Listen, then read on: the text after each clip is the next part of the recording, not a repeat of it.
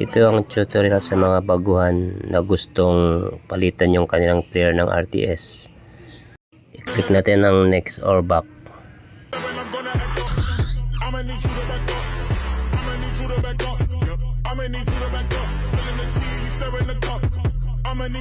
Tapos team selection. Hanapin natin yung team na may yung player niya may RTS tulad ng Grizzly, kasi si Morant maganda yung RTS niya, isang leg lang.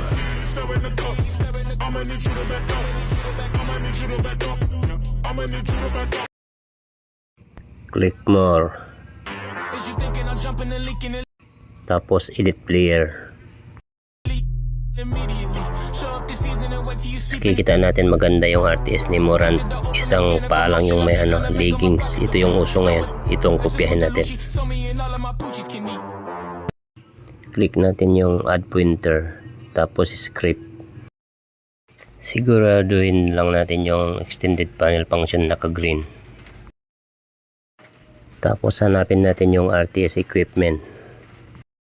Kung wala pa kayong file nito, ilalagay ko na lang sa comment section yung link para ma-download nyo.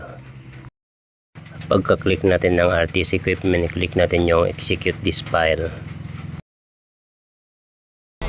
Pindutin natin yung player attire.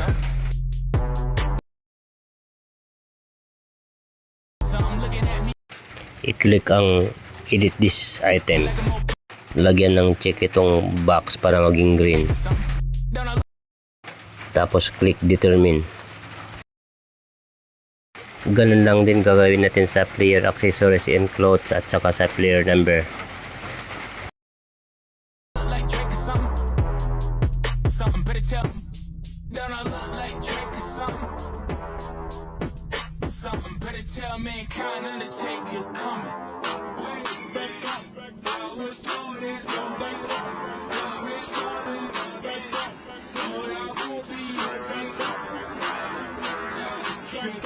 Tapos i-click na natin yung next.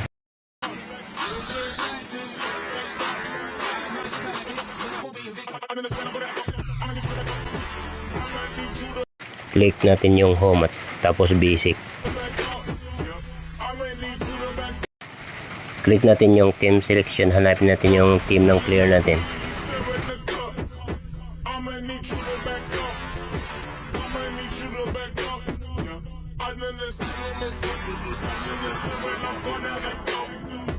I-click natin yung player natin, tapos more.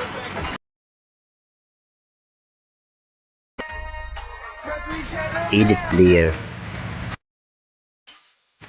Kaboom!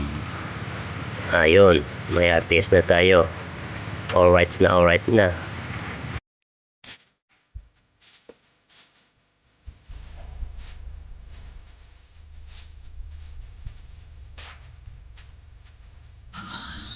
Subukan natin sa in-game.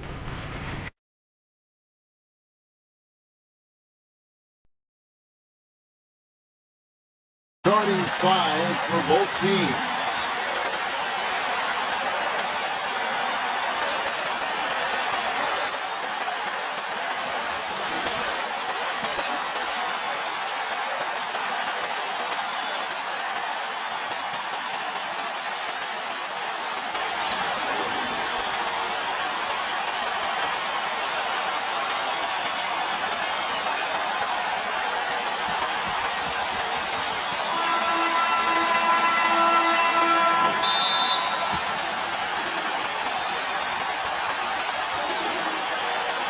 It'll be the Wizards off the